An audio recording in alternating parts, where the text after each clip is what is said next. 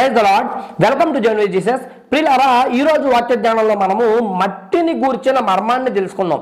ఆదామును దేవుడు మట్టితో ఎందుకు తయారు చేశాడు అనేది లోతుగా అర్థం చేసుకునే ప్రయత్నం చేద్దాం. ఈ వీడియోని మీరు లైక్ చేయండి, అనేక మందికి వీడియో వెళ్ళేటకు అవకాశం ఉంటుంది. అలాగే Jesus Christ is true God and real God అని కామెంట్ సెక్షన్ లో మీరు కామెంట్ చేయండి. Jesus Christ is true God అని మర్చిపోకుండా కామెంట్ చేయండి. అలాగే ఈ ఛానల్ మీరు సబ్స్క్రైబ్ చేసుకోండి. ప్రతిరోజు సాయంత్రం 5 గంటలకు ఒక వీడియోతో మీ ముందుకు వచ్చే ప్రయత్నం మేము చేస్తా ఉన్నాం. మీరు మిస్ అవ్వకుండా ఉంటారు. ప్రియులారా, ఈ మట్టిని గూర్చిన మర్మము ఈ విషయంలో నేను 3 ఫ్యాక్ట్స్ మీకు తెలియజేసే ప్రయత్నం చేస్తాను. మొదటిది టెక్నికల్ ఫ్యాక్ట్స్, రెండవది సైంటిఫిక్ ఫ్యాక్ట్స్, మూడవది స్పిరిచువల్ ఫ్యాక్ట్స్. ఇక మొదటిది టెక్నికల్ ఫ్యాక్ట్స్ విషయానికి వచ్చేటప్పుడు ప్రియులారా, ఇప్పుడు అందరూ కూడా ఏమని భావిస్తా ఉన్నారంటే ఆదామును మాత్రమే దేవుడు మట్టితో తయారు చేశాడు అని ఆలోచన చేస్తా ఉన్నారు. కానీ టెక్నికల్లీ స్పీకింగ్ హవ్వను కూడా దేవుడు మట్టితోనే తయారు చేశాడు. ఏమిటండి సత్యవర్మ గారు, మీరు ఏదో కొత్త విషయం చెబుతా ఉన్నారు, వింత విషయం చెబుతా ఉన్నారని అనుకోమాకండి. మనం జాగ్రత్తగా ఆలోచన చేసినట్లయితే ఆదామును దేవుడు మట్టితో తయారు చేశాడు. హవ్వను దేవుడు ఎలా తయారు చేశాడు? ఆదాము ప్రక్కటెముకను తీసుకుని హవ్వను దేవుడు తయారు చేయడం జరిగింది. అయితే ఆదాము యొక్క ప్రక్కటెముక దేనితో తయారు చేయబడింది? అది కూడా మట్టితోనే తయారు చేయబడింది. అర్థమైంది కదండి? దేవుడు ఆదామును మట్టితో తయారు చేశాడు.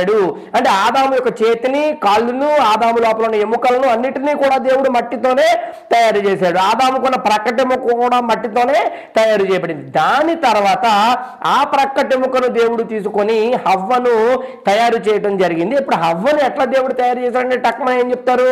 మట్టితో కాదండి, ఆదాము యొక్క ఎముకతో అని చెబుతారు. కానీ టెక్నికల్లీ స్పీకింగ్ ఇక్కడ మనకు అర్థమవుతూ ఉంది, హవ్వను కూడా ఈ రకంగా మనం ఆలోచన చేసినట్లయితే దేవుడు మట్టితో తయారు చేసినట్లే. ఇది మొదటిది. ఇంకా ప్రియులారా, చాలా మంది అర్థం చేసుకోవాల్సిన విషయం ఏమిటంటే మనిషిని దేవుడు మట్టితో తయారు చేశాడు, మనిషి ఎంతో శ్రేష్ఠుడు, ఈ విషయం చెప్తా ఉంటారు కదా చాలా మంది. ప్రియులారా, మనిషిని మాత్రమే కాదు, జంతువులను కూడా దేవుడు మట్టితోనే తయారు చేశాడు.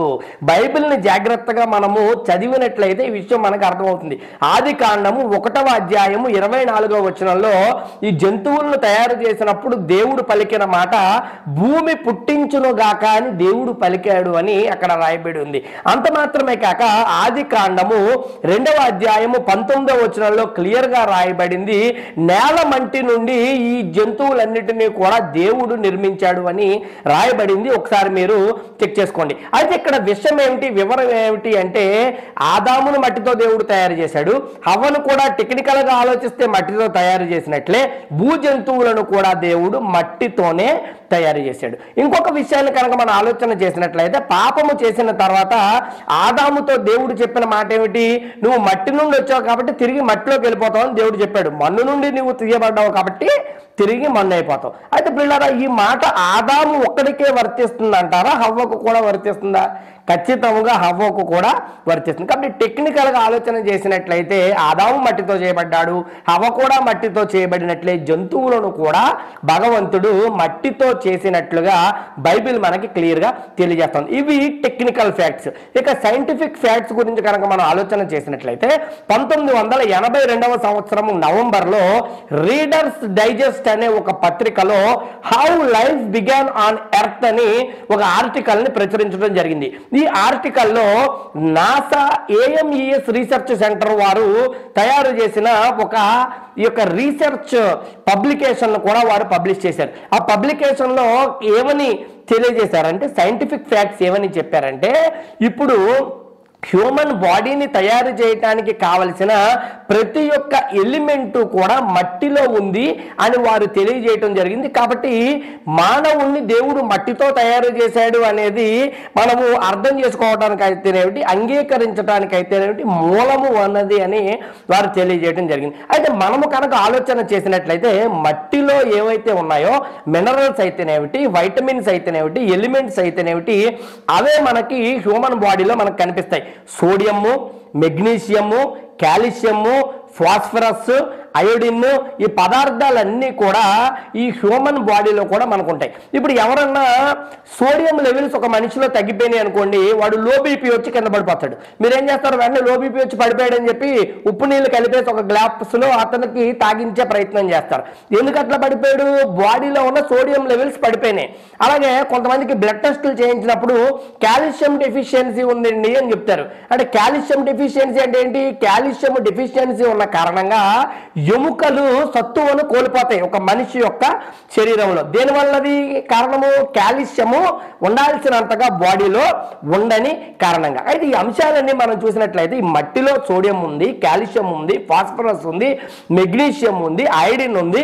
ఇవన్నీ కూడా హ్యూమన్ బాడీలో కూడా ఉన్నాయి. అయితే అవి లెవెల్స్ ఎప్పటికప్పుడు తగ్గిపోతూ ఉంటాయి. కాబట్టి మనం ఫుడ్ ద్వారా తీసుకునే ఆహారము ద్వారా సోడియంని వాటన్నిటిని కూడా మనము బాడీలోనికి చేరవేసే ప్రయత్నం చేస్తాం. కాబట్టి ప్రియులారా, సైంటిఫికల్లీ ప్రూవెన్ ఫ్యాక్ట్ ఏమిటంటే ఏదైతే లవణాలు, ఏవైతే ఎలిమెంట్స్, వైటమిన్స్, మినరల్స్ మట్టిలో మనకి కనిపిస్తాయో సేమ్ అవే హ్యూమన్ బాడీ ఫంక్షనింగ్ కి అవసరమై ఉన్నాయనేది సైంటిఫికల్ గా ప్రూవెన్ ఫ్యాక్ట్. ఈ విషయాన్ని మనము అర్థం చేసుకోవాలి. అయితే ఆదాము అన్న పేరు ఎక్కడి నుంచి వచ్చిందంటే అడామ అన్న పదం నుంచి వచ్చింది. అడామ అంటే అర్థం ఏమిటంటే ఎర్త్ అని అర్థం, భూమి అని అర్థం. అంటే ఆదాము అంటే ఎవడు? మట్టి నుండి తీయబడిన వాడు ఆదాము అని అర్థం. ఈ వివరము జాగ్రత్తగా మనకి గుర్తున్నట్లయితే మనం ఎప్పుడు కూడా కన్ఫ్యూజ్ అవ్వం. ఇది సైంటిఫిక్ ఎలిమెంట్స్. ఇక మనము స్పిరిచువల్ ఎలిమెంట్స్ లోకి వెళ్ళినట్లయితే కనుక పిల్లరా, మనం అందరం కూడా మన body most of the percentage flesh కంటే కూడా ఎక్కువ లిక్విడ్ కంటెంట్ ఎక్కువ ఉంటుంది లోపల. వాటర్ అయితేనేమిటి, బ్లడ్ అయితేనేమిటి, మనిషి యొక్క బాడీలో లిక్విడ్ కంటెంట్ ఎక్కువగా మనకి కనిపిస్తూ ఉంటుంది. అయితే మట్టితో దేవుడు ఈ శరీరాన్ని తయారు చేశాడు. ఈ లిక్విడ్ కంటెంట్ అంతా కూడా ఎక్కువ మన బాడీలో మనకి కనిపిస్తుంది. చూడండి, కుమ్మరితో దేవుడు తన తాను పోల్చుకోవడం జరిగింది. కుమ్మరి చేసే పాత్రగా మనలను దేవుడు బైబిల్ గ్రంథంలో పోల్చడం జరిగింది. ఇప్పుడు ఈ కుమ్మరి ఈ కొండని ఎట్లా తయారు చేస్తాడంటే కేవలం ఒక మట్టి ఉంటే సరిపోతుందా? మట్టితో ఆ పాత్రకి షేప్ వస్తుందంటారా? ఖచ్చితంగా రాదు. ఆ మట్టికి నీళ్లను అద్ది దాన్ని టైట్ గా క్లేని ఆ మట్టిని జాగ్రత్తగా తన చేతులతో అదిమి పట్టుకొని ఆ టైట్నెస్ లో నుంచి ఆ మట్టి మరియు వాటర్ కాంబినేషన్ లో నుండి ఆ యొక్క పాత్రను కుమ్మరి జాగ్రత్తగా తయారు చేస్తాడు. అలాగే మనుషులమైన మనము దేంతో తయారు చేయబడ్డాం? మట్టితో తయారు చేయబడ్డాం. అలాగే వాటర్ కంటెంట్ అత్యధికముగా లోపల ఉన్నది అని చాలా తీక్షణంగా అది ప్రూవెన్ ఫ్యాక్ట్. అయితే ఆదాముని మట్టితోనే ఎందుకు తయారు చేశాడండి దేవుడని చాలా మంది అడుగుతూ ఉంటారు. ప్రియులారా, దేవుడు స్టైల్ ఆఫ్ ఫంక్షనింగ్ ఎలా ఉంటుందంటే ఏదైతే పనికిరాదో, ఏదైతే లీస్ట్ వాల్యుబుల్ ఐటమో దానిలో నుండి అద్భుతాన్ని చేయాలని దేవుడు ప్రయత్నిస్తూ ఉంటాడు. ఇంకా చెప్పాలంటే శూన్యంలో నుండే ప్రపంచాన్ని సృష్టించాడు కదా దేవుడు. మరి ఏం ప్రయత్నం చేస్తూ ఉంటాడు దేవుడు? పనికిరాని వాటిని పనికొచ్చే పాత్రలుగా మార్చాలనేది దేవుని యొక్క ప్రయత్నం ఆది నుండి కనిపిస్తుంది. ఇప్పుడు మీరు స్నానం చేస్తారు, ఎందుకు చేస్తారు? ఒంటికి మట్టి పట్టింది. బట్టలు తుక్కుంటారు, ఎందుకు? బట్టలకు మట్టి అంటుకుంది. షూస్ పాలిష్ చేసుకుంటారు, ఎందుకు? షూస్ కి మట్టి అంటుకుంది. అయితే ఇవన్నీ కూడా చేయటానికి కారణం ఏమిటంటే మట్టి మట్టి మట్టి. మనిషి యొక్క జీవితంలో మట్టి అనేది లీస్ట్ వాల్యుబుల్ ఐటమ్. మనిషి ఏమాత్రము ప్రాముఖ్యతనివ్వనిది మట్టి. మీరు త్రాగే నీటిలో మట్టి కలిసినట్లయితే అది కలుషితమైపోయి అనారోగ్యం వస్తుందని, తినే తిండిలో మట్టి కలిసినట్లయితే మీకు ఇబ్బందికరమైన పరిస్థితులు ఏర్పడతాయని మానవుడు భయపడతాడు. మట్టికి అసలు విలువివ్వని వాడిగా మానవుడు ఉన్నాడు. ఇది మనకు తెలుసు. దేవుడు పనికిరాని వాటిల్లో నుండే అద్భుతాన్ని సృష్టించగల సామర్థ్యం గలవాడు అన్న పాఠము దాని ద్వారా మనకి తెలుస్తుంది. అయితే వీడియో చూస్తున్న వారిలో ఎవరైనా సరే నేను పనికిరాని వాడిని అనుకున్నట్టయితే, నా చుట్టాలు, నన్ను బంధువులు అందరూ కూడా నన్ను ఒక పనికిరాని వ్యక్తిగా లెక్క కడతా ఉన్నారు అని నువ్వు ఆలోచన చేసినట్లయితే, ఈ సమాజంలో నాకు ఏమాత్రము విలువ లేదు, నేను పాపిష్టి వాడిని, లీస్ట్ వాల్యుబుల్ మనిషిని అని నువ్వు అనుకుంటున్నట్లయితే, ఈ రోజు పరిశుద్ధాత్మ ప్రేరేపణతో నేను చెప్తా ఉన్నాను, నువ్వే దేవుడికి కావాలి.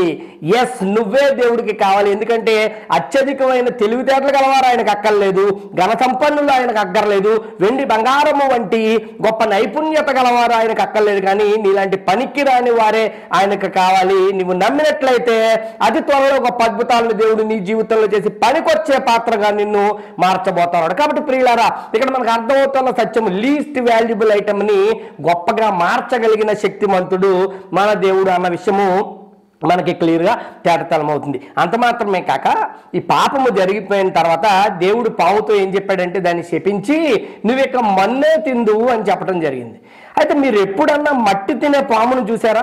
మరి నాకైతే పాము మట్టి తింటుంది అని నేనైతే నమ్మను. మరి నా జ్ఞానము పరిధిలో చెప్తా ఉన్నాను, నేను అంత జ్ఞానవంతుడిని కాదు. మరి ఎవరన్నా కనుగొని ఉంటే నాకు తెలియదు. నాకు తెలుసున్నంత వరకు ఈ ప్రపంచంలో ఏ పాము కూడా మట్టి తినదు. మట్టి తినే పాము ఒకే ఒక్క పాము ఉంది ఈ ప్రపంచంలో, దాని పేరే లూసిఫర్. మట్టి తినే పాము ఒకే ఒక్క పాము ఉంది, దాని పేరు లూసిఫర్. దేవుడు చెప్పాడు, నీవు బ్రతుకు దినములన్నీ కూడా మన్నే తింటావు. బైబిల్ చెప్తా ఉంది, ఈ సాతాన్ అనేవాడు గర్జించు సింహము వలె ఎవరిని మింగుదునా అని తిరుగుతూ ఉంటాడంట. గర్జించు సింహము వలె ఎవరిని మింగుదునా అంటే నిన్ను నన్ను, మట్టితో చేయబడ్డ మనలను, ఈ మట్టిని ఎప్పుడు మింగుదునా అని వాడు గర్జించు సింహము వలె లోకమంతా కూడా వాడు సంచారం చేస్తాడు. అయితే మట్టిని ఎందుకు తినాలి వాడు? ఈ మట్టి శరీరాన్ని తింటే వాడికి ఏమొస్తుందంటే, ఈ మట్టి వాడికి అక్కర్లేదు ప్రియులారా. ఈ మట్టి వెనకాల జీవం ఉన్నది, ఈ మట్టి లోపల జీవాత్మ ఉన్నది. దానిని కబలించటానికి, దానిని పొందుకోవటానికి, దానిని వాడి వశము చేసుకోవటానికి వాడు అనుక్షణము తాపత్రయపడే ప్రయత్నము మనకి కనిపిస్తా ఉంది. కాబట్టి ప్రియులారా, మన ఆత్మ విషయంలో మనము జాగ్రత్త పడవలసిన వారమై ఉన్నాం. మనిషిని దేవుడు మట్టితో చేసినట్లే జంతువులను కూడా చేసి ఉండొచ్చు, కానీ వాటికి మనకి వ్యత్యాసం ఏమిటంటే జీవాత్మను మనలో పొందటం జరిగింది.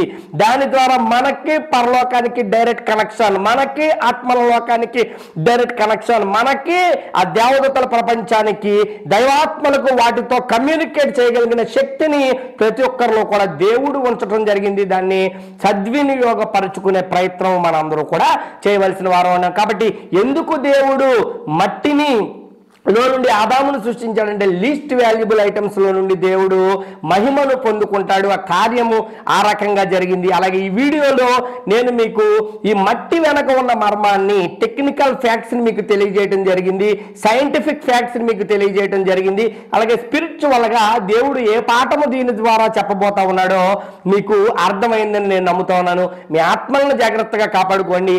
ఎవడూ పనికిరాని వాడు కాదు, నాకు వాల్యూ లేదనుకోమాకండి. మనకి మట్టి మహిమనిచ్చేవాడు భగవంతుడు, మట్టికి బలాన్నిచ్చేవాడు భగవంతుడు. మట్టి మనుషులమైన మనలను మహిమ స్వరూపులుగా మార్చగలిగిన సామర్థ్యం గలవాడు భగవంతుడు. ఆయనలో మీరు కొనసాగుతూ మీ లోపలున్న, ముఖ్యంగా మట్టి లోపలున్న, ఈ అస్థి పంజరము లోపలున్న ఆ యొక్క ఆత్మను, ఆ దివ్య జ్యోతిని నిత్యము వెలుగుచుండులాగున కృషి చేసి దైవరాజ్యానికి మీరు అందరూ కూడా వారసులుగా మారవలసిన అవసరం ఉంది. అటు శక్తిని, బలాన్ని మీ అందరికీ యేసయ్య ఇచ్చి దీవించును గాక. ఈ దైవాలు లైక్ చేయండి, షేర్ చేయండి, సూచన కామెంట్ రూపంలో ప్రయత్నం చేయండి. మానక మా పరిచయం కోసం ప్రార్థించండి. దేవుడు మన దేశం దీవించును గాక. ఆమేన్.